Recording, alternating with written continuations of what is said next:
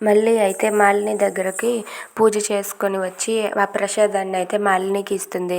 అక్క ఇదిగో అక్క ఈ ప్రసాదం తీసుకో, చాలా అంతా మంచిగా జరుగుతుంది అని చెప్పి అంటూ ఉంటుంది. ఇక మాలిని అయితే మళ్ళీ ఇచ్చిన ప్రసాదాన్ని తీసుకుంటుంది. అది చూసి వసుంధర అయితే ఫాస్ట్గా వచ్చి ఆ ప్రసాదాన్ని కిందకి విసిరేస్తుంది. అది చూసి మాలిని అలాగే మళ్ళీ వాళ్ళిద్దరూ అయితే ఒక్కసారిగా షాక్ అవుతారు.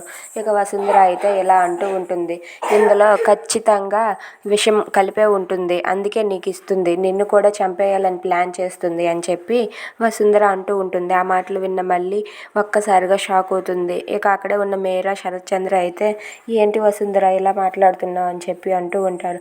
అవునండి, అరవింద్ని ఎలాగో చంపేశారు, ఇప్పుడు నా కూతుర్ని కూడా చంపేయాలని చూస్తున్నారు ఈ దుర్మార్గులు అని చెప్పి వసుంధర అంటుంది. ఆ మాటలకు మళ్ళీ అయితే వసుంధరాదేవి గారు మాటలు మర్యాదగా రానివ్వండి అని చెప్పి వసుంధరతో గట్టిగా మాట్లాడుతుంది. ఏంటే నా గురించి నా మీద గట్టిగా అరుస్తున్నావు అని చెప్పి అంటూ ఉంటుంది.